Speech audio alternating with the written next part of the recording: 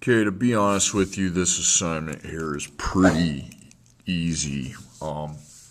Solving equations, you go how many answers, and there would be two solutions because the x's to the second power means two possible answers.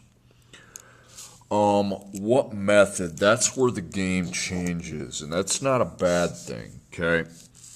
So you got the x to the second. Do you have an x to the first in there? Like just an x that you could put a first power on? No, you don't. So you're not going to do set boxes. You're going to do x squared equals x equals. Okay, so when that's the method, I'm not going to draw a bunch of boxes, okay? I just write x squared equals x equals, and then I dot the x to the second, assuming there's only one of them, which there is. And then I just do the opposite of the operations around the x. So I have an operation of plus 3. I'm going to minus 3 to get rid of it, and then minus 3 there. Now I'm going to draw a line here because I'm going to take negative 21 minus 23. Or minus 3.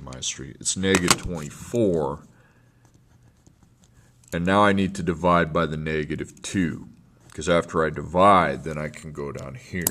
So I take negative 24 divided by negative 2, and that's 12. So x times itself would equal 12, but to find what x is, we need to find the square root of 12. Okay? Because 12 is not a perfect square. Okay, by the way, here again, the perfect squares go down the list of diagonals. Okay. But again, I don't think 12 is one of those, so I find the square root of 12 on my calculator to find the number times itself. That's 12. So I go second, and the fourth key up. Okay. And it's 12. Okay. Actually, why don't you double the parentheses just so you get in that habit. So 12, and then 3.46, okay? Now, you could have the positive, you could also have a negative, because you could also multiply the negative times itself. Okay, next problem, 4x to the second power plus 2 equals 18, okay? So again, you have two answers. Do you have any x in there that you would be to the first power? No, you don't. So it's not set boxes. It's x squared equals x equals. Okay? So I write those two things out here. Okay? Now I dot the x to the second. And I undo the operations around the x to the second. So first I'm minus 2.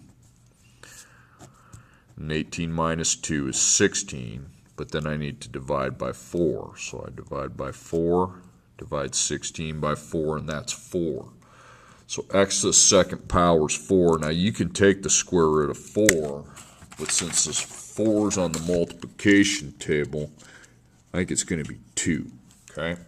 So 2, or negative 2.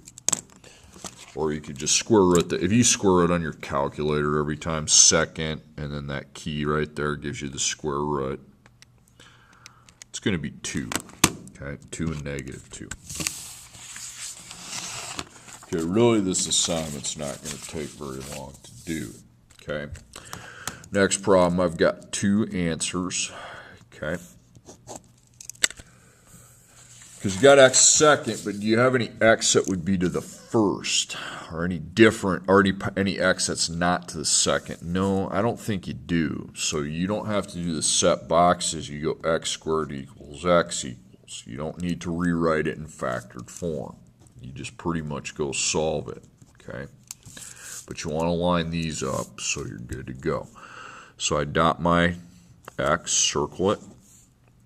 Now this time there's no plus or minus. I don't have to undo any plus or minus, so I go straight to the division, okay? And I'm going to divide negative 30 by negative 3.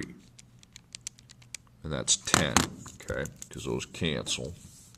So I put the 10 here, and then I find the square of the number times itself. That's 10. No, it's not 5. You don't see 10 on this, okay? So I go second, and then again, that key right there, okay? Second has to be put in first, so you go like this. Remember, it's always good to have a second parentheses, and then 10. 3.16. Now that could be the positive. It also could be the negative.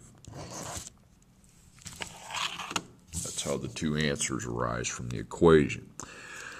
Now, next problem, we got x to the second minus 4 equals 176. So there are two answers. Okay. And the method that I choose, I have x second. Do I have x to any other power, like a x I would put to the first power? No, I don't. Okay, so again, it's the x squared equals x method, not the set boxes method. So I put a stick of 1 in front of that x, dot it and circle it. So I have to undo the minus 4. That's 180. Now you can divide by 1 if you want, or just cross the 1 out, because when you divide a number by 1, it just stays the same, so it would be 180. Then I find the square root of 180. Second, fourth key up, double the parentheses, 180, 13.41, okay? You could also have the negative version of that first answer. Okay? All right, tomorrow's lesson we'll go over the parentheses.